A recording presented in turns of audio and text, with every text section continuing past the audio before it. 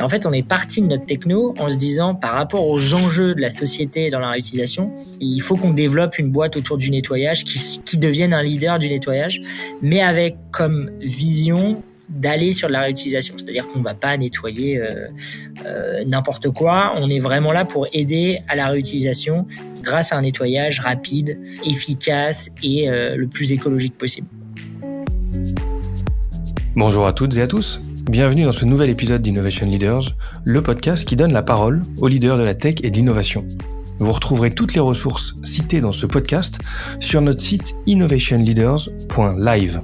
Pour être sûr de ne rater aucun épisode, pensez à vous abonner sur votre plateforme de podcast préférée. Allez, installez-vous confortablement et bonne écoute. On ne le réalise pas forcément, mais rien qu'en France, la consommation de gobelets en plastique jetable, les petits trucs blancs qu'on a au bureau, c'est, tenez-vous bien, 5 milliards de pièces utilisées par an. 5 milliards de gobelets en plastique sur une année, rien qu'en France. Et ça a donné envie à une équipe un peu folle, mais sacrément ambitieuse, de se lancer le défi d'apporter une réponse à ce problème écologique. En 2018, Aum ou Aum est né. Et pourquoi ce nom ? Parce qu'en fait, ces 4 lettres sont la contraction de Arrêtons l'usage unique, maintenant. Tout un programme. On va passer par pas mal de temps avec Clément Houillet, qui est le CEO et cofondeur de cette boîte, qui casse un peu les codes, vous allez voir, et on va parler de l'origine du projet, de sa vision écologique, de la manière dont s'est passée la R&D, pas un sujet très simple, la recherche de financement, pas simple non plus, et les perspectives assez étonnantes de cette aventure. Salut Clément, merci de faire un stop au micro d'Innovation Leaders. Salut. Cool de t'avoir. Avant de parler d'Aum et du tourbillon dans lequel t'es depuis 3 ans, est-ce que tu peux me parler de toi, un mot sur ton parcours ? T'as quel âge ? Tu es qui ? Tu viens d'où ? J'ai 34 ans. Je viens d'avoir 34 ans. Je suis ingénieur. Je viens de Normandie. Je fais toutes mes études là-bas, ma prépa. Et puis, je suis arrivé en école d'ingé à Paris, où j'ai fait 3 belles années. Je suis passé chez Airbus, notamment, et L'Oréal. Et j'ai poursuivi ma carrière en production logistique chez L'Oréal pendant 6 ans, même si j'ai pas tellement fait ce pourquoi j'étais venu là-bas, parce que je touchais à pas mal de choses. Je fais du marketing, du business un peu, et je gérais d'ailleurs à la fin le compte Monoprix pour toutes les marques françaises de grande distribution. Et puis j'ai rejoint un ami proche qui avait un projet un peu fou de startup studio dans une ETI industrielle française, et donc j'ai fait 2 ans directeur d'innovation. Donc ça va bien avec le thème Innovation Leaders, mais donc je me suis vraiment bougé un petit peu pour justement sortir du grand groupe, sortir de plein de belles choses aussi, mais de mettre un peu dans une zone d'inconfort. Et de ces 2 ans, il est né le projet Aum, justement. Oui, je dis Aum, pardon. Franchement, on dit les deux, donc il faut que tu te sentes à l'aise. Moi, je vais d'ailleurs, je pense, utiliser les deux. Je suis un peu schizo là-dessus, donc voilà, ne t'inquiète pas. Et donc c'est vrai que c'est assez.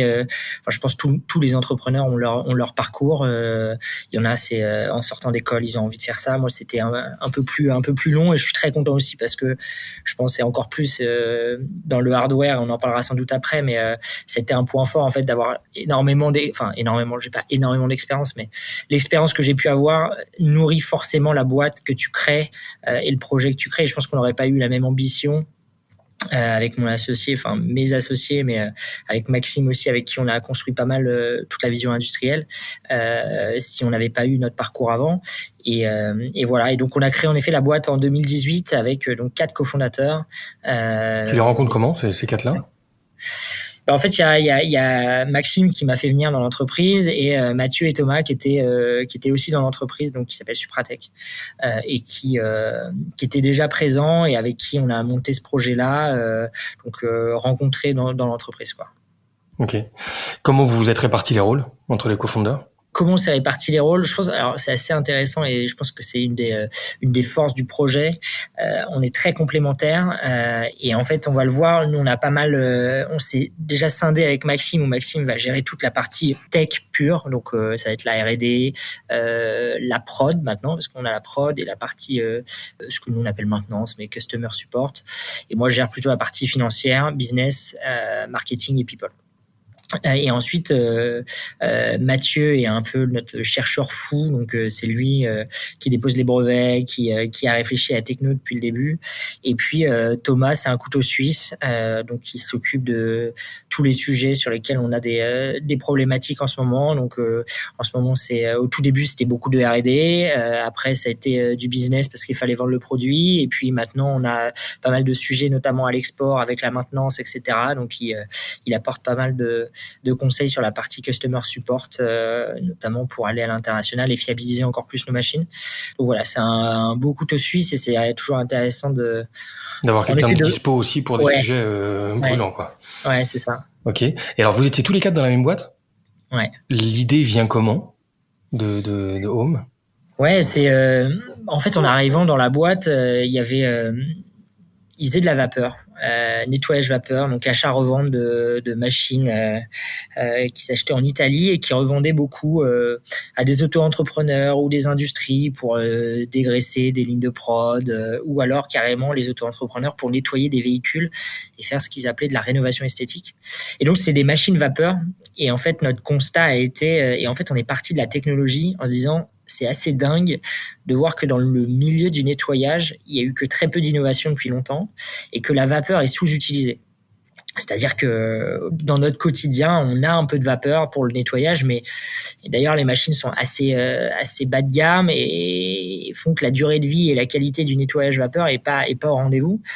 Et en fait, au quotidien, les gens ne connaissent que très peu cette technologie-là. Et nous, on était persuadés qu'avec les défis de la société qu'on allait avoir, il allait falloir nettoyer davantage les choses parce qu'on allait aller vers de la réutilisation, que la vapeur permettait de nettoyer avec très peu d'eau et on savait qu'il y avait un enjeu fort sur le modèle des nettoyages à haute pression, etc. Donc le stress hydrique qu'on connaît d'ailleurs aujourd'hui encore plus et plus on va avancer, plus il va être présent.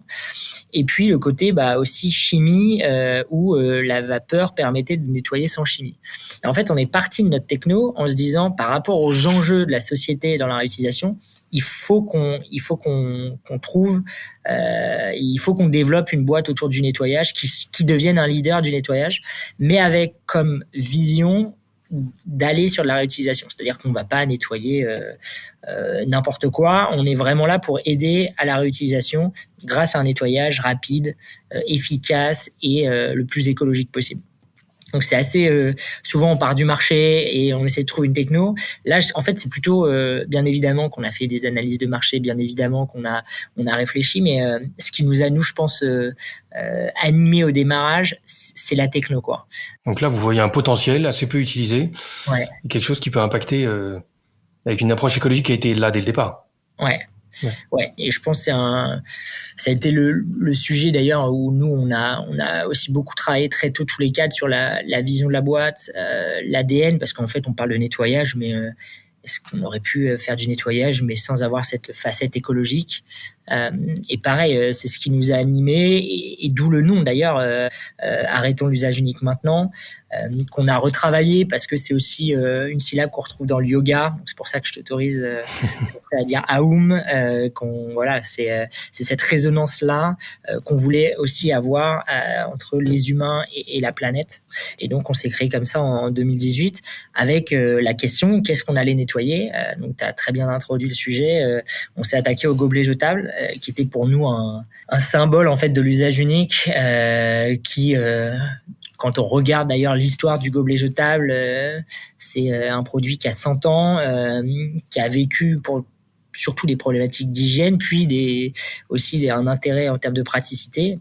Mais quand on regarde l'histoire d'ailleurs, et j'adore, je m'étais plongé dans ces manuel d'histoire sur l'usage unique, t'es en 1908 aux États-Unis et en fait c'est les médecins de l'époque qui ont fait du lobbying pour interdire l'usage à l'époque de louches, puisqu'en fait t'avais des grands bidons, des grands tonneaux dans les gares, dans les usines de l'époque, et les gens buvaient dans des louches les uns à la suite des autres. Et les médecins ont dit c'était en pleine crise, alors à l'époque pas de Covid mais de la tuberculose, et en fait ils ont dit il faut peut-être un lien. arrêter cet usage-là. Et donc les premières choses qu'on retrouve, c'est dans les trains de l'époque, il y avait les gens prenaient alors pas de c'était pas des chiffons quoi, c'était des papiers et il y avait un petit tuto pour faire de l'origami et les gens faisaient les premiers gobelets ont été faits en papier comme ça en origami, donc les gens faisaient leur pliage et puis se servaient dans les bidons. Et puis après il y a eu carton avec de la paraffine et puis ensuite le pétrole qui a fait des gobelets en plastique jusqu'à son interdiction en France 1er janvier 2020, la loi AGEC, interdiction des gobelets plastiques, quoi. C'est drôle de se dire que ça a quasiment duré gobelet plastique, ça a duré 60 ans, quoi. Mais le gobelet, en fait, sa durée de vie, ça va être ça, à peu près 150 ans. Les gobelets en carton sont déjà interdits aux Pays-Bas là, à partir de 2024. Et en fait, toute la loi AGEC aussi pousse à venir arrêter ce type d'usage-là. Et c'est rigolo, en fait, de voir la vie d'un produit en fonction de, je pense, des enjeux qu'on avait de l'époque. Et aujourd'hui, on a un enjeu sur la réduction de nos déchets, les microplastiques, la santé de notre planète avec le traitement des déchets, mais aussi la santé humaine par rapport à notre consommation. Et aujourd'hui, on a une dernière étude que j'ai lue il y a quelques semaines sur même un gobelet carton avec un microfilm plastique à l'intérieur rejette des microparticules dans la boisson, quoi. Et donc, ils sont en train de pousser aussi sur tous ces aspects-là de la santé où aujourd'hui on ne sait pas réellement parfaitement l'impact du plastique, mais globalement c'est des cancers, des problématiques. Il y a quand même des premiers rapports qui montrent qu'il y a pas mal de maladies qui sont liées à ça. Après, dans quelle mesure ça va nous impacter, on n'a pas encore assez de recul, mais c'est aussi un sujet de santé humaine qui est intéressant, même si à la base, le gobelet a été justement inventé pour pallier à des problèmes d'hygiène et de santé, quoi. Ouais. Et alors, la machine en elle-même, parce que je crois que vous avez une machine aujourd'hui. Hein. On n'a qu'une machine. Elle s'appelle comment déjà ? C'est la Home S. Home S. Et celle-là, tu peux nous décrire à quoi elle ressemble pour ceux qui ne l'ont jamais vue ? Ouais, donc on s'est dit, et je pense que c'est une bonne intro, on essaie de faire une machine design. Alors des fois on peut être un peu critique parce qu'on veut faire de la low-tech, mais en même temps on voulait quand même un peu de design. Donc on a une machine qui est elle est quand même assez stylée pour l'avoir vue. Qui est assez belle. Ouais. Et c'est ce qu'on voulait aussi pour se dire, ok, l'écologie, elle peut être moderne, elle peut être sympa avec des produits design. Donc c'est une machine qui va faire 30 cm de large sur 40 de hauteur. Donc ça ressemble à une machine à café en termes de place. Et il y a deux dômes. Il y a un dôme où on vient poser son verre dessus, et il y a un dôme supérieur qui vient se fermer pour encapsuler notre verre. Et ensuite, on envoie de la vapeur à l'intérieur et à l'extérieur du verre pour le nettoyer, le désinfecter. Et ensuite, on a un flux d'air de séchage qui permet d'avoir un verre qui est parfaitement propre et qui est prêt à être réutilisé. Et ça, on le fait sur un cycle d'une vingtaine de secondes au total. Mais ce qui permet de rendre, et c'est notre message, de rendre la réutilisation aussi simple que l'acte de jeter, quoi. Ouais, canon. Et alors, le business model de Home ressemble à quoi ? Vous les louez, ces machines, c'est ça ? On les loue. Aux entreprises de plus de 50 personnes. On a beaucoup de clients de plus de 50 personnes. On a aussi des plus petits clients, mais on va dire quand même, il faut avoir un peu de personnes pour rentabiliser la machine. Et c'est à partir de 50 personnes, on estime que, en gros, une utilisation est équivalente en termes de prix à un gobelet jetable. Donc on est de l'ordre de 4 centimes d'utilisation pour des boîtes de plus de 50 personnes. Et donc nous, on a un business de location à 180 € par mois. 180 € par mois pour la machine et les gobelets, ou c'est indépendant du nombre d'utilisateurs ? Alors on offre 50 verres avec la machine. Et nous, on s'est posé pas mal de questions sur le business model aussi. Et bon, alors la location, forcément, il y a la récurrence, mais nous, ce qui nous a animé aussi beaucoup, c'est le fait qu'on n'avait aucun intérêt dans un modèle de location à avoir des machines qui ne perdurent pas dans le temps, quoi. Et je pense que c'est un point fort, c'est des machines où la maintenance est incluse dans l'offre de service. On arrive sur vraiment un service chez nos clients où on fournit la machine, on accompagne les collaborateurs. J'ai un exemple superbe, j'étais chez un client la semaine dernière où on faisait une démonstration et c'est assez dingue de se dire, tu mets des gobelets jetables et nos verres qui sont des verres double paroi, très design, super sympa. Et ben les gens, 7 fois sur 10, quand tu leur expliques pas, tu leur apportes pas de la pédagogie, ils vont prendre le gobelet jetable parce que ça fait 20 ans, 30 ans qu'ils utilisent du gobelet jetable. Et même s'ils savent que c'est du déchet, même s'ils savent que l'expérience, elle est pas dingue dans un gobelet jetable. D'ailleurs, chez soi, on boit pas dans un gobelet jetable. Donc il y a une raison. Et ben franchement, les gens, ils se ils se tournent vers ce qu'ils connaissent.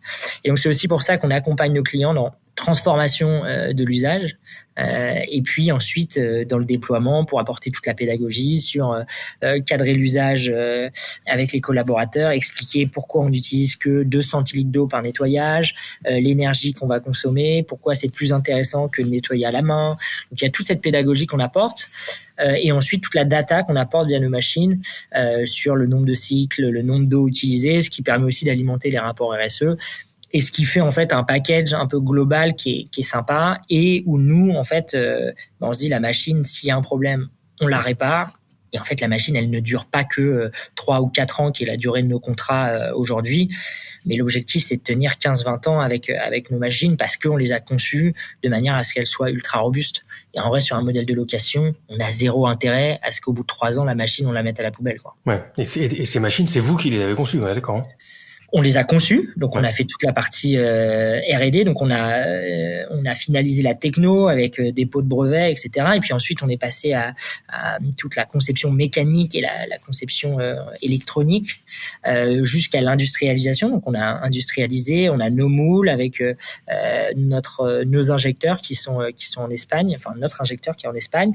Et puis derrière, maintenant on assemble notre machine, donc on reçoit tous nos composants chez nous à Châtillon, et ensuite on a notre ligne d'assemblage où on est capable aujourd'hui d'assembler 35 à 40 machines par semaine.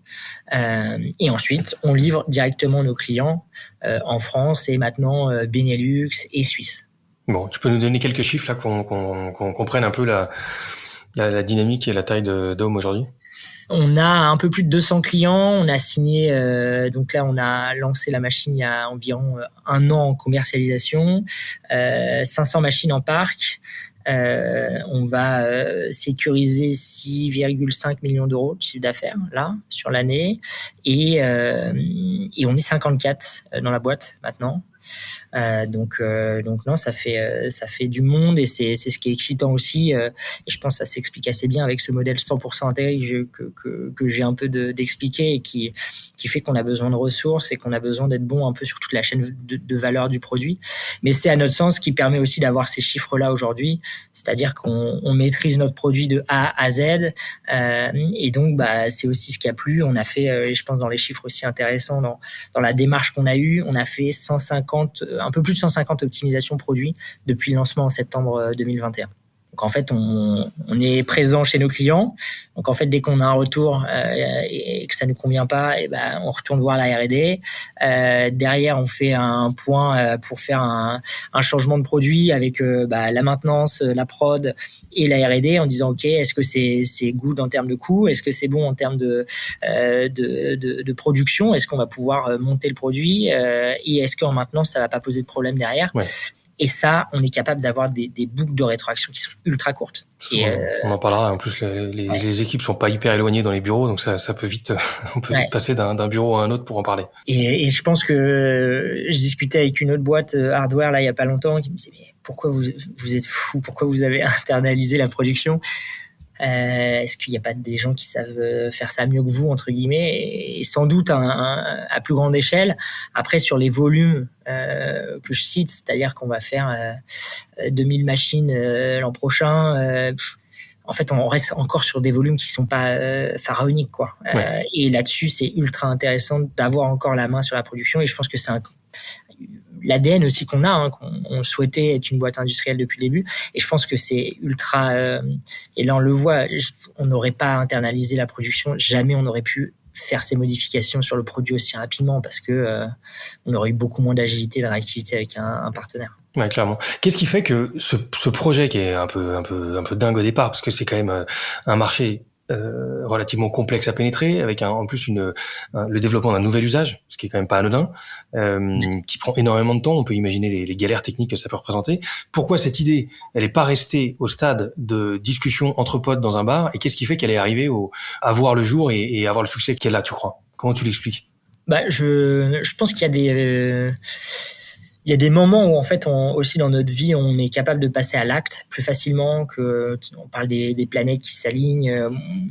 Moi j'étais arrivé aussi dans le groupe j'étais arrivé chez Supratech pour créer un startup studio et avoir monter des projets, tu vois. Donc à ce moment-là, moi je pense qu'il y a la notion de risque qui est ultra important et qui est clé en fait dans l'entrepreneuriat et dans les idées. C'est à quel stade de ma vie je suis et est-ce que à ce stade-là je suis capable de prendre des risques.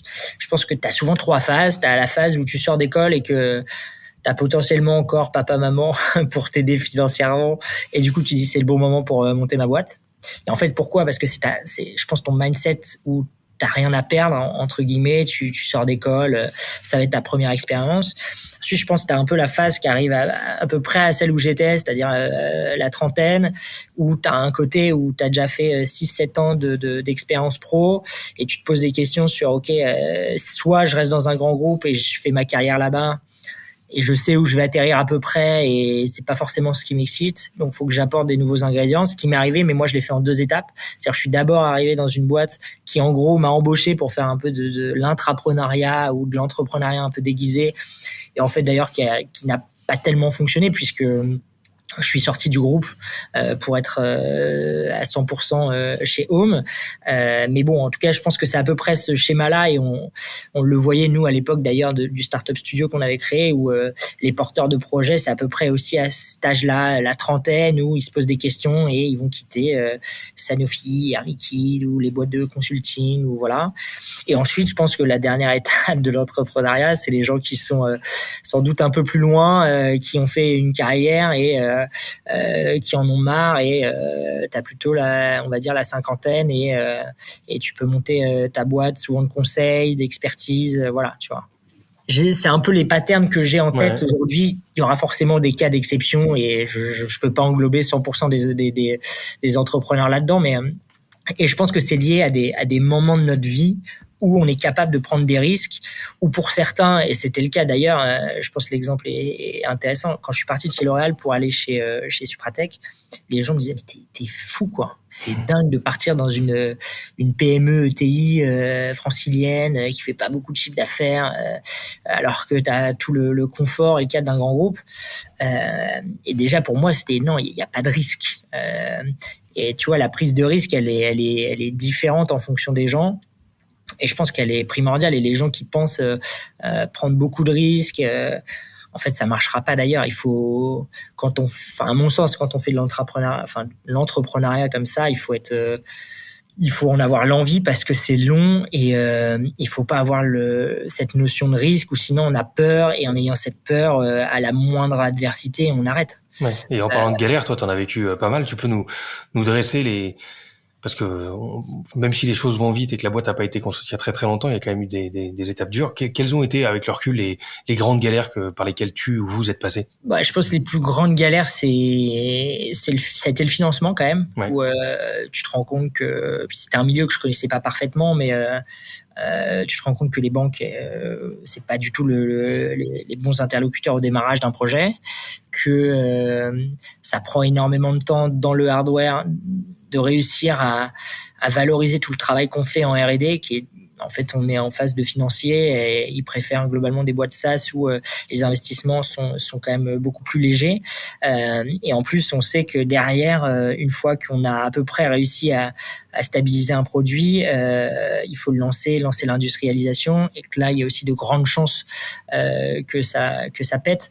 Et en fait, dans les galères, c'est des galères quotidiennes et je pense que alors, on a eu un premier sujet, si on revient sur notre histoire, mais très très vite, on a internalisé toute la conception. Mais au début, on passait par des bureaux d'études. Donc en fait, c'était totalement opaque. C'est-à-dire que on a dit voilà, on veut un premier proto. On a défini la techno, l'usage, le cahier des charges très précis et ils te sortent un proto, mais où forcément le budget a été dépassé.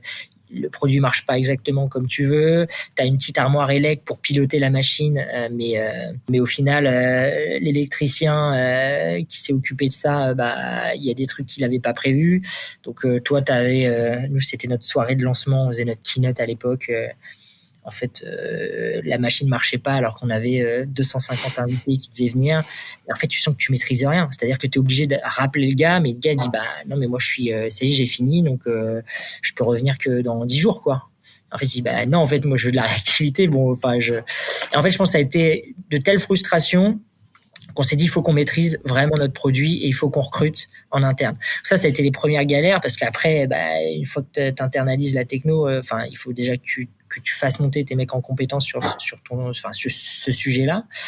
Et puis ensuite, ça a été tous les problèmes de fiabilité de nos protos où à chaque fois que tu avais un nouveau proto, tu passais une étape sur la connaissance de ta machine de dingue, mais ça a été pas mal d'étapes. Et puis ensuite, toute l'industrialisation où au moment où on s'est dit, OK, le produit n'est pas totalement parfait, mais il faut y aller parce que sinon, je pense qu'on va faire 10 ans de R&D.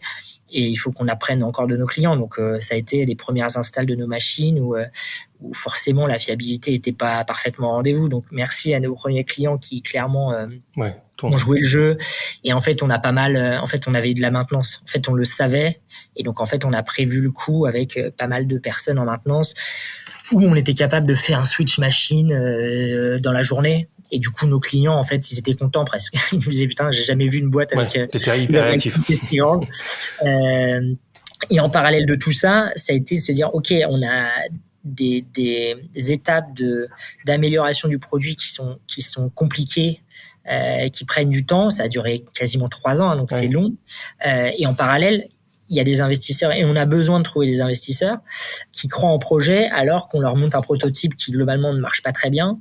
Et du coup, il faut avancer aussi en termes de business pour montrer qu'il y a une traction marché alors qu'en fait, on n'a pas de produit. Donc, on a commencé très tôt des précommandes et je pense que c'était assez rigolo de se dire qu'il y a des clients, je pense qu'on a signé au bout de 13 mois, 1 an et demi max. Et en fait, on a mis 2 ans à les livrer, quoi.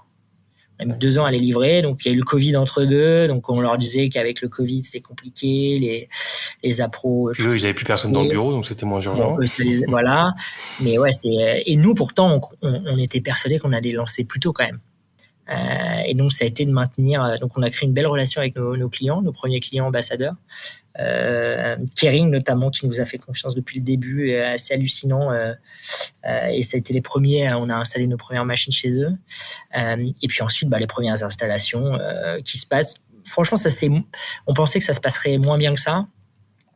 Même si c'est comme tout, t'as beau tout anticiper, et on discutait aussi, je pense que c'est le cas aussi des vélos Angel Bike, même les vélos Cowboy ou autres, tous les vélos, mais tous les produits hardware, c'est impossible de lancer un produit hardware sans avoir des galères de fiabilité de produit parce que t'as 40 fournisseurs, que t'as beau mettre des murs qualité chez tes fournisseurs, t'as pas tous les moyens des grands groupes pour faire d'énormes tests et d'avoir un mur qualité parfait.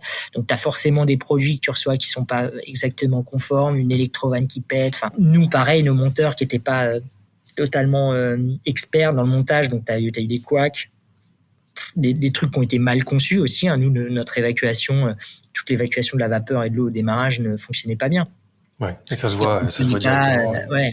Et ça, c'est pour limite, ça quand t'es dans le SaaS ou dans le logiciel, que ton app, elle soit pas complètement finie, dans le back-end, je sais pas, ton client le voit pas forcément, mais toi, ton verre qui est pas sec, ton verre qui est pas propre, ça se voit tout de suite, quoi. Ah, ça se voit, ça fait mal, quoi. Et ça peut aller vite. Donc, dans le côté, on va dire, peur de ton consommateur ou de ton client, OK, il y a un verre qui est sale, il dit, attends, mais le truc nettoie pas. Donc, il faut faire gaffe, comme ton vélo où tes freins marchent pas, tu commences à avoir peur et une fois que tu as dépassé ce stade-là, c'est un peu dur de revenir en arrière. C'est un peu ta promesse qui saute. Ouais. Donc ultra important d'être proche des utilisateurs, proche des clients et de maîtriser, comme je l'ai dit, ton produit parce que tu es capable de faire des optimisations et des modifications très rapidement sur le produit, quoi. Le produit en lui-même, vous l'aviez imaginé dès le départ? Vous aviez une idée du résultat ou ça s'est fait au fur et à mesure de la recherche? Ça s'est fait au fur et à mesure. Franchement, j'ai montré ça à notre équipe commerciale la dernière fois. J'ai montré, je pense, la première brochure en 2019. C'était le design produit, ça n'avait rien à voir, quoi. C'était encore plus petit, c'était minuscule, ça ressemblait à une toute petite machine Nespresso, et en fait après il y a les contraintes techniques qui arrivent avec les produits à positionner à l'intérieur, la chaudière, les électrovannes, la turbine, les pompes, la déminéralisation parce qu'on traite notre eau justement pour réduire toutes les opérations de maintenance derrière. Bref, donc après en fait t'as tous les éléments que tu dois caser, tu te rends compte que t'as absolument pas la place, donc du coup tu te retrouves avec un produit qui est quand même un peu plus gros, et puis après à contrario tu déconstruis et tu te rends rends compte que tu peux optimiser parce que tu arrives à miniaturiser certaines choses. Et je pense que les prochaines versions de machines seront encore plus petites pour le coup. Et on va revenir sur des standards qu'on imaginait dès le début, quoi. Ok, mais d'autres machines sont à l'étude là. Ouais. En fait, c'est un peu comme les iPhones. Voilà, en fait, on est sur des modèles et ensuite là, on arrive nous aujourd'hui à la Home S3, qui est le modèle le plus abouti et qui est chez maintenant tous nos clients parce que les anciennes versions, on les reprend et on fait le switch des machines. Et ensuite, les versions suivantes seront des versions bien plus évoluées encore, mais là où on viendra apporter différentes fonctionnalités. Et ça, potentiellement, on fera pas forcément de switch parce qu'on est arrivé à une version aujourd'hui qui est fiable, qui fonctionne très bien, qui nettoie bien. Bon, on n'a pas de raison de faire des switches potentiels, mais on va travailler peut-être sur des gammes un peu différentes auprès de nos clients en fonction des problématiques qu'ils peuvent avoir. De la volumétrie, quand je dis problématique, c'est emplacement dans la boîte. Est-ce qu'ils ont besoin de l'arrivée d'eau ou d'évacuation? Est-ce qu'ils ont besoin d'une machine avec plus de verre parce qu'il y a d'énormes flux à midi parce qu'on est proche de la cafétéria? Et on va plus travailler un peu sur ces fonctionnalités-là. Ok. Je parlais d'une boîte dynamique. On ressent la dynamique de Home. Quand on t'entend, on voit un peu la dimension de la diversité des projets qu'on peut avoir en interne. Ouais. Quand on visite tes bureaux, ça se ressent. Tu m'as fait faire le tour du propriétaire il y a pas longtemps, et je peux vous dire que ça grouille. C'est assez fascinant de voir qu'il y en a partout. Il y a des composants, il y a des chaînes de production au milieu des bureaux. Faut imaginer un grand open space avec une ligne de montage en plein milieu, des machines stockées un peu partout. Je trouvais ça assez canon. Donc bravo pour ces bureaux, emménagement assez récent, je crois. Ouais. Tu parlais d'une 50aine de personnes. Tu peux nous dire comment s'organise cette équipe aujourd'hui? Yes, c'était un choix d'avoir tout le monde sur le même site, justement pour l'optimisation produit que j'ai pu te signifier tout à l'heure. Et donc ouais, aujourd'hui on a la R&D où il y a une dizaine de personnes, il y a la prod avec nos monteurs, la qualité, les achats. Donc là il y a aussi une dizaine de personnes. Et puis ensuite il y a toute l'équipe sales. Donc nous qu'on a scindé en trois parties. Une partie qu'on appelle Customer Development, où c'est vraiment aller chercher les clients et les accompagner jusqu'au closing. Ensuite, Customer Experience, c'est vraiment j'accompagne le client de la contractualisation jusqu'à finalement la fin de vie du contrat. Et donc on parle d'expérience parce qu'aujourd'hui c'est vraiment ce qui est important pour nous, c'est de faire vivre ça, quelque chose de vraiment différent à nos clients sur l'expérience de la boisson au global. Et ensuite, ce qu'on appelle une customer support, qui est vraiment le soutien technique de toutes nos machines, de notre parc machine. Et ça, c'est une vingtaine de personnes. Et ensuite, on a, nous, ce qu'on appelle la Home Value Drivers. Donc, c'est ce qui permet de soutenir toute cette chaîne de valeur avec la finance, la RH, la partie marketing aussi, branding. Donc voilà, ça fait pas mal de monde parce que, forcément, boîte où on a pas mal de métiers et c'est vrai que ça fait une population qui est assez riche. Et franchement, c'est un des trucs les plus canons, en tout cas, moi, qui me parle beaucoup sur la culture de la boîte, etc. Mais on a des profils qui sont très, très différents et les gens aiment ça, quoi. Les gens aiment ça, les gens aiment voir les machines être produites et partir chez les clients. Ça crée aussi une émulation, je pense, en interne qui est assez dingue. Ouais, les équipes se soutiennent entre elles parce qu'on sait que quand on a du stock sur les bras, les équipes, j'imagine, se soutiennent pas mal, quoi. Ouais, on avait peur que, tu vois, il y a un peu des clans, tu vois, entre les vendeurs et la R&D. C'est des métiers qui sont bien différents, on va dire.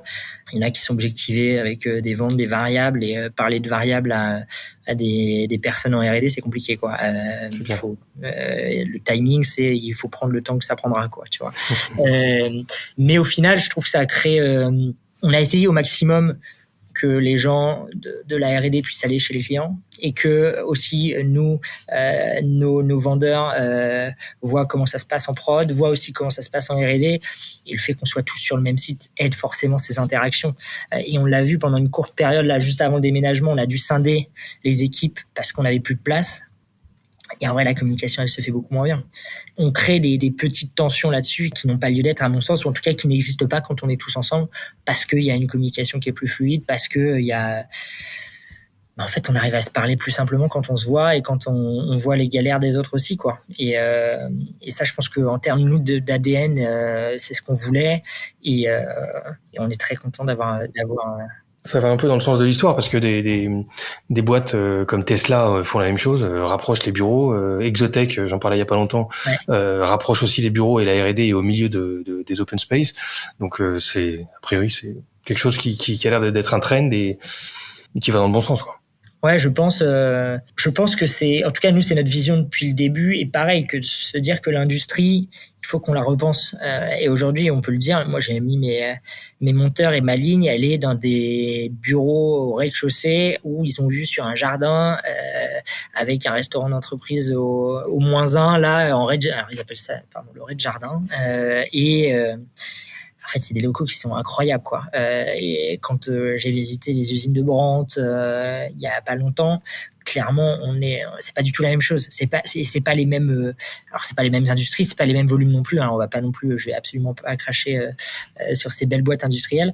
Mais en tout cas, nous, on a envie de redorer aussi le blason de l'industrie et surtout de mettre les gens dans des dispositions qui font qu'ils ont envie de faire ce métier-là. Et nous, aujourd'hui, on sait, on pourra pas automatiser 100% de notre ligne. On va automatiser des flux à l'intérieur de notre ligne, mais on pourra pas automatiser 100% des actions et c'est pas le but. Ça veut dire qu'on arrive avec des gens qui ont une compétence dans l'assemblage, qui ont vraiment une valeur ajoutée à le faire. Et ça, on estime qu'il faut que les gens puissent leur proposer un cadre de travail qui soit le moins pénible possible, avec une bonne ergonomie et où les gens ont envie de travailler 10, 15, 20 ans chez nous, quoi. Ouais. Quand tu regardes l'équipe R&D, là, tu parles de Brown, vous avez des liens avec d'autres industriels. Dans quel cas tu les rencontres, ces gens-là, pour t'inspirer, pour partager un peu c'est souvent, on se dit, mais attends, mais qu'est-ce que les gens comme ça veulent faire avec vous? Et je pense Brandt est un très bon exemple. On s'est rapproché de ce groupe-là parce que c'est des boîtes qui sont vieillissantes et sans être péjoratif, mais ouais, tu me disais que l'innovation, elle est quand même relativement rare, en fait, l'innovation marquante, quoi. En fait, Brandt, ils font de l'innovation, ils continuent, ils ont une équipe de R&D, je crois qu'ils sont 70 en R&D. Mais clairement, aujourd'hui, la vraie innovation, la dernière innovation qu'ils ont pu faire, c'est la table à induction, et c'était il y a 20 ans. Et depuis, il n'y a pas d'innovation réelle. Alors oui, aujourd'hui, leur four, il y a une application. Maintenant, on peut piloter via son app à distance le four. Il y a des recettes. Enfin voilà, ils font des choses. Mais ensuite, il n'y a pas une innovation de rupture qui permet de bouleverser le marché, comme ils l'ont fait avec, pour le coup, les tables à induction. Et aujourd'hui, la problématique est ça, la moyenne, donc l'ancienneté moyenne chez Brandt à la R&D, je crois que c'est 18 ou 19 ans. C'est-à-dire que les gens sont là depuis 18, 19 ans en moyenne. Donc forcément, à un moment donné, t'arrêtes de te nourrir. Et l'innovation, pour moi, c'est ça, c'est aller chercher en dehors. C'est une discussion sur un autre sujet, sur un autre projet, sur un autre produit, et c'est là où on arrive à créer des ponts entre notre problématique qu'on a en interne et puis c'est sortir du cadre. Et ça, quand t'as des équipes qui se connaissent par cœur et qui font la même chose depuis 20 ans, c'est très compliqué. En plus, forcément, alors pareil, loin de moi l'idée de venir dénigrer. En plus, je viens du Havre, mais là c'est à Orléans. Je sais pas s'il y a un tissu de start-up, un tissu de nouveaux projets, un tissu d'innovation qui est présent, qui font que le soir, en week-end, tu vas rencontrer des gens d'autres boîtes, qui ont d'autres trucs, où tu vas avoir des conversations sur tout ça, quoi, pour te donner des idées, un déclic. Et donc je pense on se trouve assez bien, et c'est l'intérêt d'ailleurs de ces boîtes-là à travailler avec nous, c'est que en fait le simple fait de nous accompagner, de nous donner des conseils, de venir voir nos locaux, de venir voir notre produit, en fait ça déclenche des choses et il y aura sans doute des déclics par rapport à ça, quoi. Et nous on s'appuie forcément sur leur expertise et leur expérience qui est indéniable. Et c'est le bon point. Hein. On a amené notre machine, ils ont regardé, ils ont dit franchement c'est génial ce que vous faites. Il y a tellement d'optimisation à faire sur votre produit et ça se voit tout de suite et on le sait. Sans trahir trop de secrets, nous, je pense qu'on peut réduire encore par 10 le prix de la machine. Ah oui. Bon, faut faire du volume pour ça. Il faut faire du volume, ouais. Et améliorer les process, les procédés industriels. Aujourd'hui, si on rentre un peu nous, nos châssis sont faits en découpe laser. Chez Brandt, c'est fait en emboutissage. Et là, pareil, déjà, tu fais x10 sur ton. Alors, il faut investir un peu en capex, mais tu réduis par 10 le coût de ton châssis. Et en fait, il y a des énormes leviers, ouais. Je vous prends 10 secondes pour vous dire que ce podcast vous est proposé par Equiden. Equiden, c'est la start-up qui vous accompagne dans vos projets tech, product, data et engineering et qui repense l'approche des ESN traditionnels. En 2 ans, cette société de conseil compte plus de 130 personnes et s'est déployée dans 6 pays. Pour en savoir plus et pour participer à l'aventure, suivez-nous sur LinkedIn ou sur equiden.com, E2KIDEN. Bonne écoute! En parlant juste de l'équipe avant de terminer sur cette partie-là, mais moi ça m'intéressait de revenir sur un job que tu m'avais présenté la dernière fois, qui était le designer d'expérience ou l'expérience design. J'en avais jamais entendu parler à part dans le monde SaaS où t'es dans le UX UI, mais visiblement t'as la même chose. Tu peux me dire ce qu'ils font ces gens-là, les designers d'expérience?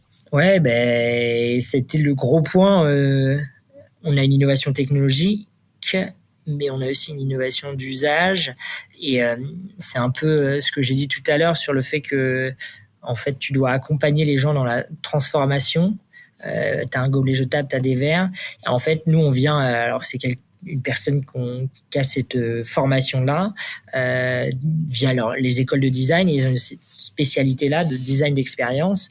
Et en fait, l'idée, c'est de travailler sur le merge, travailler sur les boutons de la machine. Est-ce que on met un bouton boost plutôt qu'aujourd'hui, on est sur une reconnaissance optique du verre.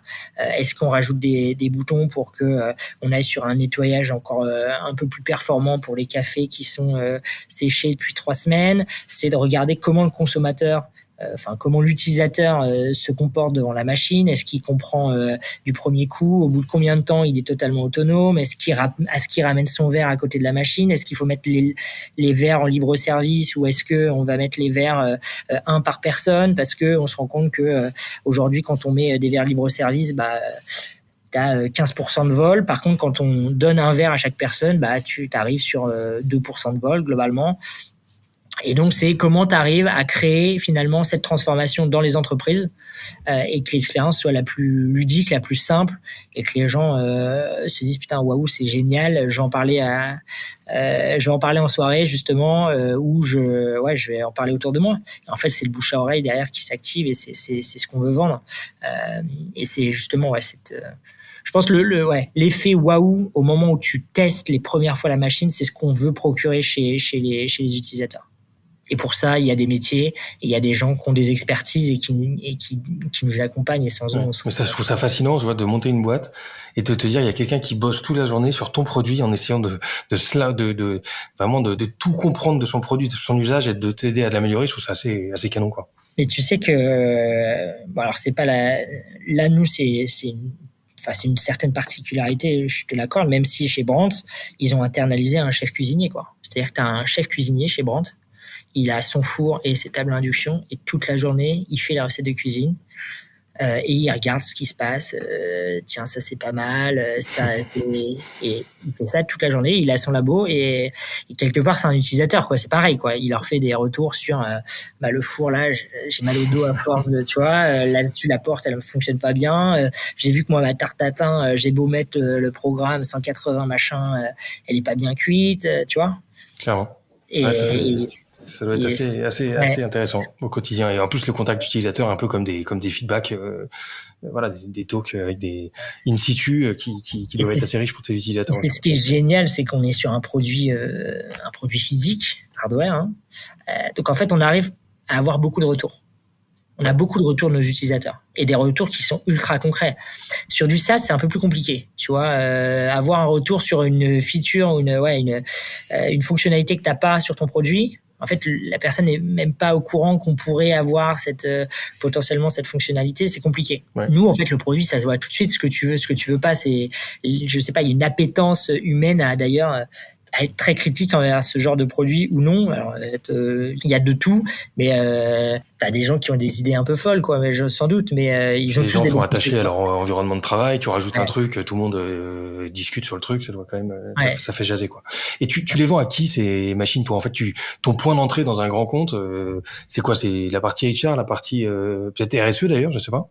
Souvent, nous, ce qu'on appelle, nous, les ambassadeurs en interne, ceux qui ont le budget, ça va être les achats, c'est ce qu'on appelle l'environnement de travail, l'immobilier, l'office management. C'est souvent eux qui ont les budgets. C'est ceux qui vont gérer les machines à café, les imprimantes, les lumières, enfin vraiment qui ont la gestion des bâtiments à leurs mains, et là-dessus ils ont des budgets. Et en gros c'est eux qu'il faut convaincre. Et ensuite, et c'est d'ailleurs assez drôle parce que tu les convaincs, le côté RSE est un sujet, c'est clair, mais c'est pas la priorité. La priorité c'est l'usage, d'où on revient au design d'expérience, etc. Si l'usage ne prend pas, ils prendront jamais la machine. Le prix. Et ensuite, il y a le côté RSE, le fait qu'on n'utilise que très peu d'eau, peu d'énergie, pas de chimie, qu'on ait fait attention dans l'éco-conception de la machine, etc. Tout ça rentre en compte, mais ça rentre en priorité numéro 3, on va dire. Parce que le directeur, enfin l'office manager, ce qu'il déteste le plus au monde, c'est avoir un produit qui marche pas, qui est pas utilisé, et où il y a tous les collaborateurs du site qui viennent le voir, ou dès qu'ils le croisent à la machine à café ou dans l'ascenseur, ils lui disent putain ta machine là elle marche pas, qu'est-ce que c'est qu'encore que cette merde là que tu nous as mis. Et en fait c'est ça. Alors quotidien pour le coup c'est ça, parce que c'est l'imprimante ne marche pas, la machine à café là elle est en panne, il faut faire le détartrage, la lumière au 8e elle est cassée dans les toilettes, le toilette d'ailleurs au 2e est bouché. C'est ça son quotidien. Il veut des solutions quoi, pas une merde. Il veut des solutions et il veut des trucs qui marchent quoi. Ouais. Et tu la vends comment cette machine? Toi t'es en mode inbound, outbound, tu as des équipes sales qui prospectent à l'ancienne? Ouais, on a tout, enfin on a un peu le partenariat où on va travailler avec beaucoup d'acteurs, les acteurs de la restauration collective, les acteurs de ce qu'on appelle le facility management, ceux qui vont gérer les déchets, vider les poubelles, donc ça c'est les ISS, GSF, Samsic. Donc on travaille beaucoup avec eux parce qu'aujourd'hui c'est un vrai pain point qui est je dois vider toutes les poubelles pleines de gobelets, ou alors je dois récupérer les mugs et les mettre dans des lave-vaisselle. Donc en fait le fait d'arriver avec notre machine leur retire pas mal de problématiques eux auprès de leurs équipes de nettoyage, on va dire.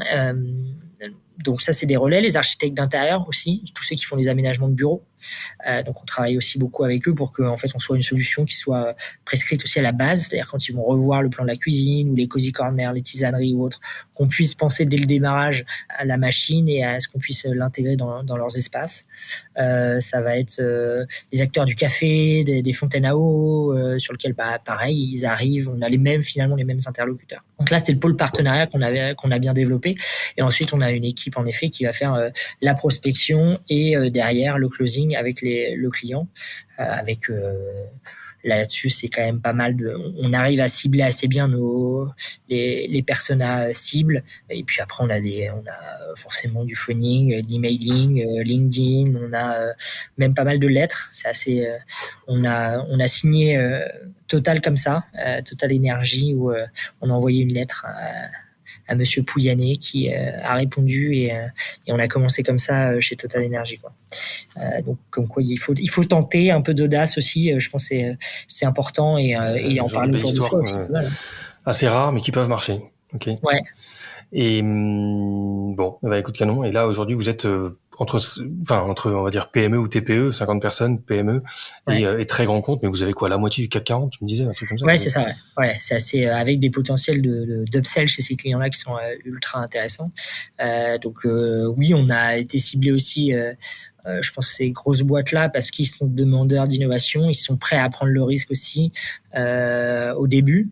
Et ça, c'est une chance qu'on a aussi, et de maintenant d'avoir gagné leur confiance et de pouvoir se déployer chez ces clients-là fait qu'on arrive à avoir un parc machine qui peut augmenter très très rapidement quoi. Je crois qu'en gros sur nos clients existants là, sur la base de clients, on peut faire environ 4500 machines en upsell. Bon, donc il est temps de les soigner un peu et d'être proche des feedbacks quoi. Ouais. Un mot sur ton rôle de CEO, parce que toi c'est la première fois que tu joues ce rôle-là, si je dis pas de bêtises.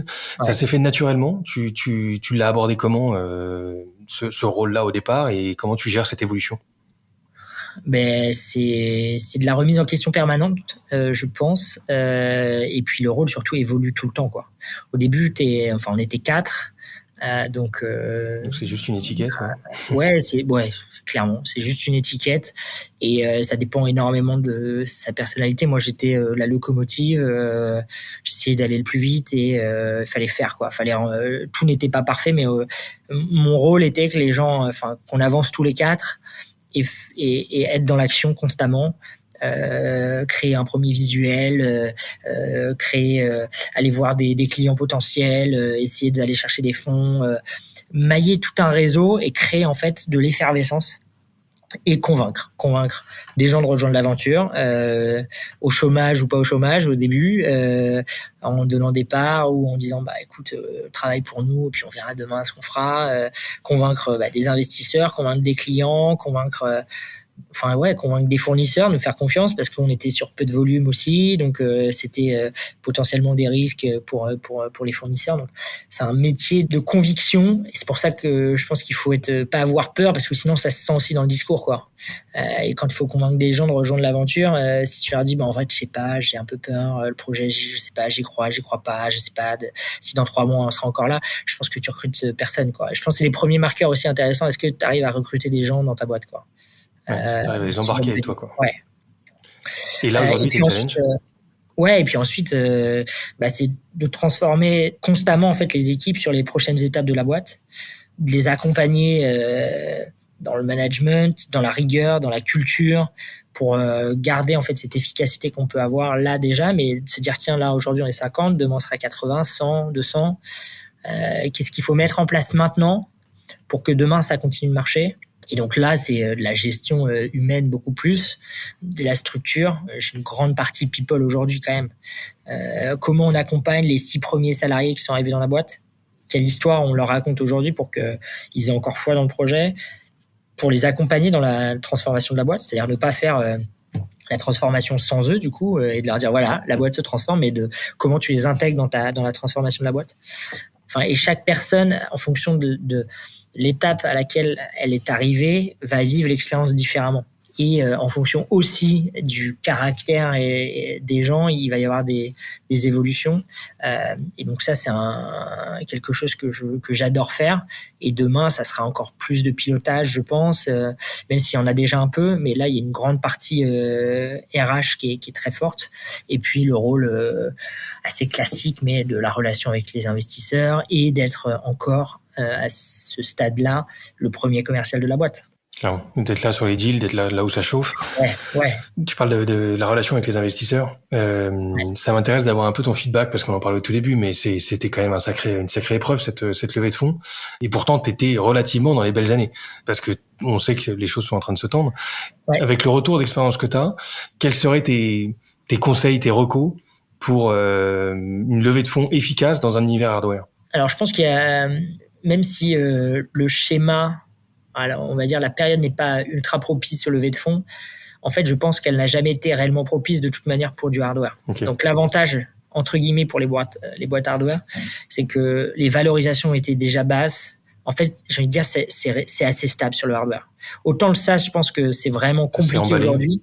Ça s'est emballé, les valos étaient folles et aujourd'hui le retour à la normale peut faire mal à pas mal de boîtes. Autant sur le hardware, les valos de toute manière ont jamais été folles.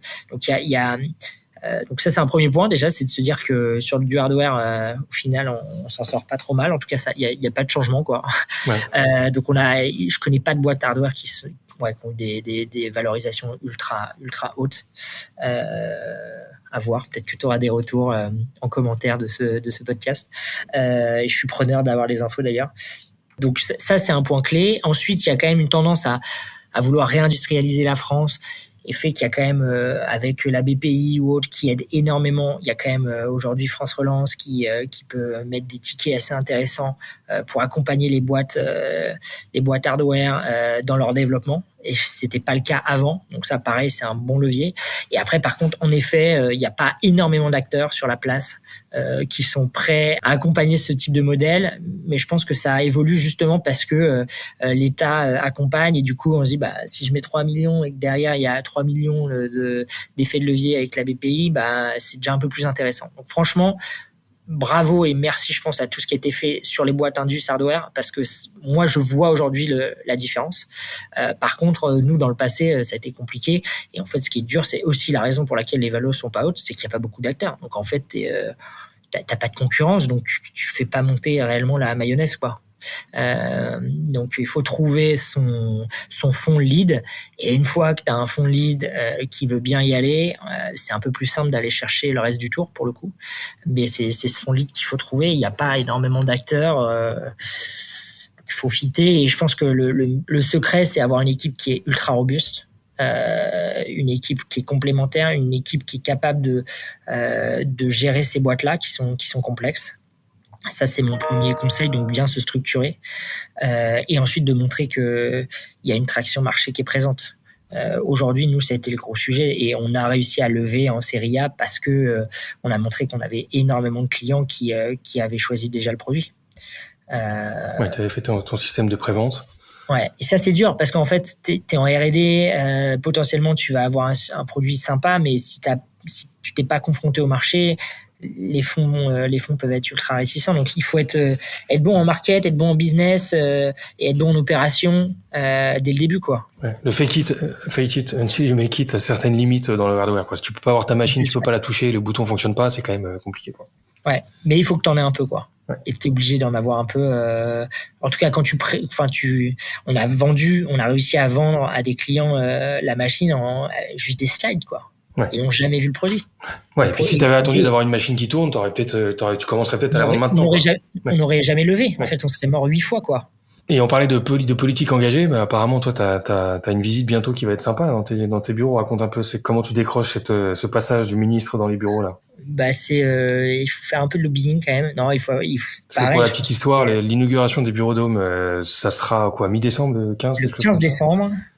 Et ouais, on a la chance d'avoir le ministre délégué chargé de l'industrie, Roland Lescure, qui viendra inaugurer la ligne. Notamment, ça vient dans le prolongement de ce qu'on se disait. Il y a, je pense, une vraie volonté d'accompagner les startups industrielles, de le montrer et de voir comment ça se passe aussi pour encore mieux nous accompagner demain. Et donc on a la chance d'avoir cette écoute-là à Bercy aujourd'hui, d'être aussi dans le sillon des boîtes comme Exotech, dont t'en parlais juste avant, mais qui sont des super réussites françaises sur lesquelles ils veulent capitaliser.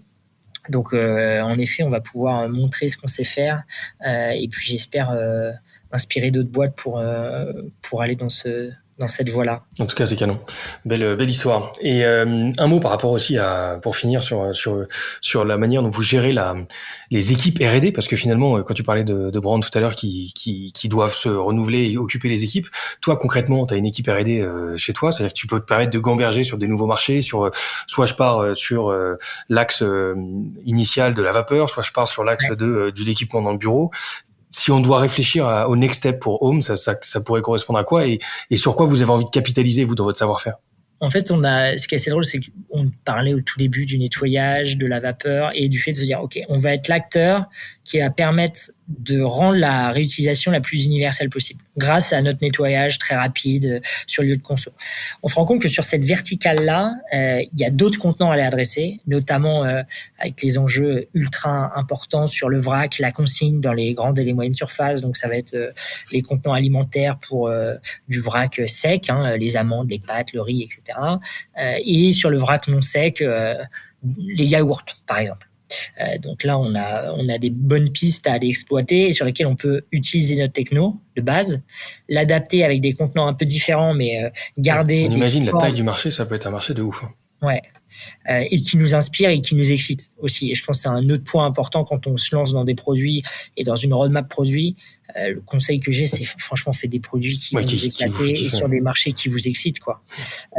Et ensuite, on est en train de regarder à moyen terme, mais ça peut vite s'accélérer, sur une autre verticale qui est finalement, OK, on adresse les déchets, là, grâce au nettoyage, et comment on adresse un point de douleur qui est majeur aujourd'hui, qui est le changement climatique et donc notre impact carbone. Donc comment, grâce au nettoyage, on va permettre à des objets finalement d'être plus performants. Je vais donner 2 exemples. Par exemple, les panneaux solaires qui sont pas nettoyés dans les régions au bord de mer à cause du sel qui vient se déposer dessus ou du sable, peut perdre 10, 15, 20% de rendement parfois. Comment on vient nettoyer ce type de contenant ou ce type de produit? Ça, c'est un sujet qu'on a envie de creuser parce que pareil, en fait, ça nous fait kiffer et qui a du sens. C'est-à-dire que notre cœur de métier, c'est le nettoyage. Et du coup, on peut adresser ces marchés parce que aussi en termes de cohérence de boîte, je vais pas dire à toute la boîte, aux équipes, finalement, on est en train de faire des voitures autonomes ou je sais pas. Mais il y a une cohérence globale. Et pareil, je sais pas, les bateaux ou des avions, il y a des pertes de rendement qui sont assez importantes parce qu'ils sont pas nettoyés régulièrement et que quand on fait de l'aérodynamisme, le moindre centimètre qui dépasse crée des turbulences et si on parle d'un avion qui perd 5% de rendement parce que les pales sont pas bien nettoyées, des hélices, Ouais, on comprend que l'enjeu peut être gros, quoi. L'enjeu peut être énorme. Et ça, j'ai envie de dire, c'est pas à court terme, forcément, parce que c'est des projets assez dingues pour nous aussi et qu'on a plein de choses à faire sur nos marchés actuels. Mais c'est des sujets sur lesquels moi je regarde.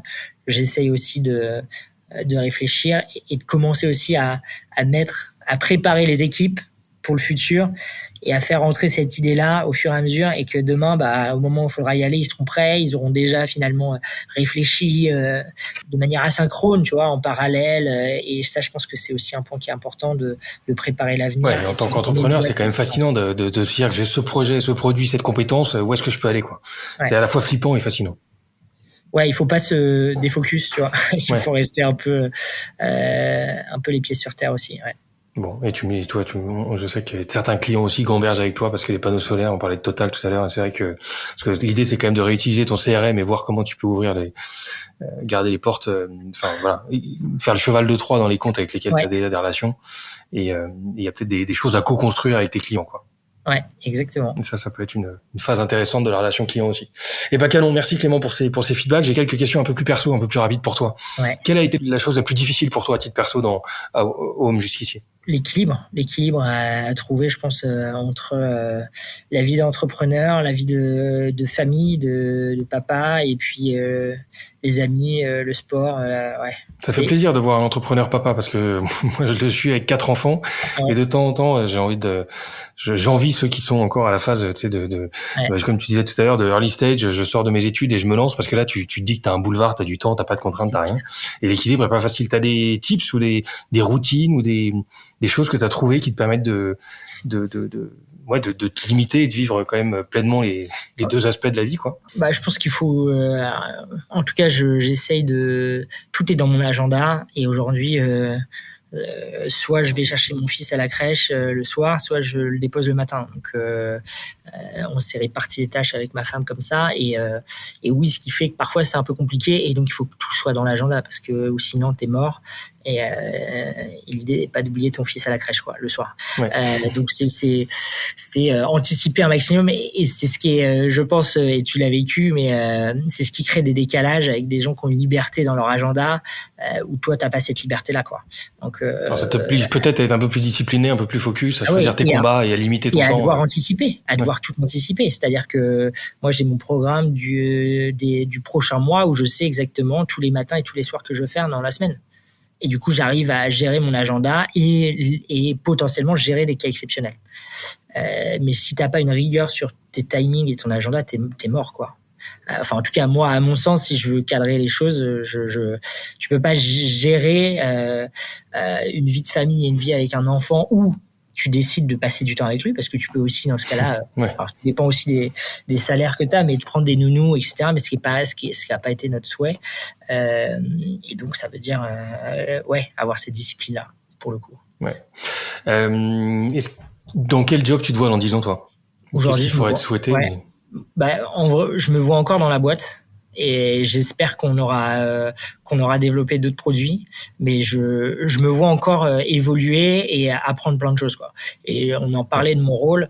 Aujourd'hui, je me rends compte que le rôle, il a énormément évolué des premières années et j'ai envie de voir ce qui me réserve plus tard. Mais si tu veux, je me sens pas, je me dis pas dans 10 ans je vais être fatigué de ça parce que je me dis je vais encore vivre plein d'étapes différentes. Et qui vont être à chaque fois excitantes et je vais continuer d'apprendre plein de choses, quoi. Je pense que au moment où dans la boîte j'apprendrai plus rien, on n'aura plus de challenge, là je pense que j'essaierai de partir et peut-être que je serai attiré par développer un autre projet, mais on n'est pas encore là. mais on n'en est pas encore là. Et on parlait des perspectives.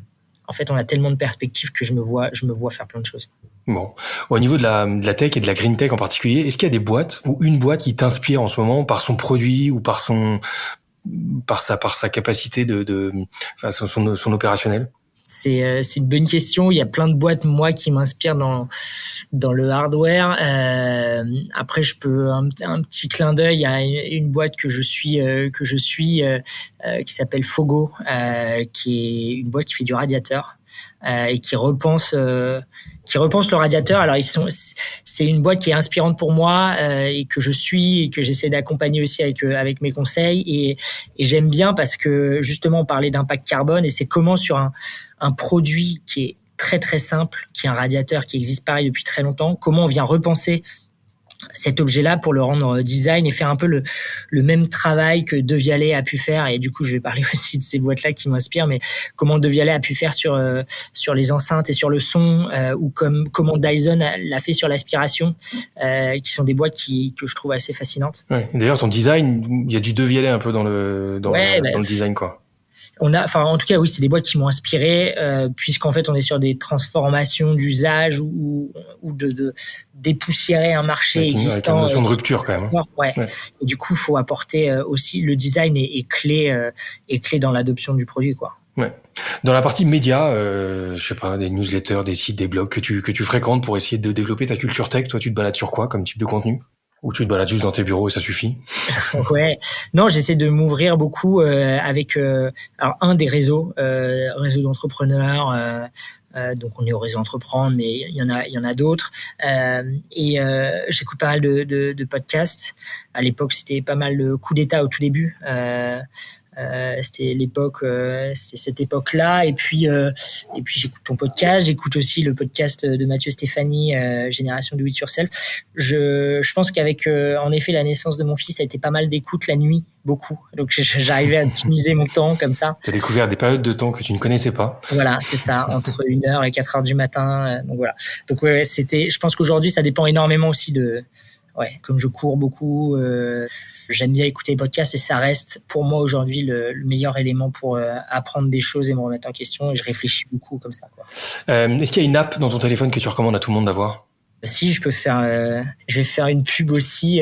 Non, c'est Conto, mon app Conto. En vrai, c'est cool. Alors je les connais un peu, mais je sais pas pour leur faire de la pub, mais honnêtement, c'est quand même assez sympa de pouvoir gérer sa boîte aussi comme ça et ils ont apporté pas mal de belles innovations sur ce secteur-là. Canon.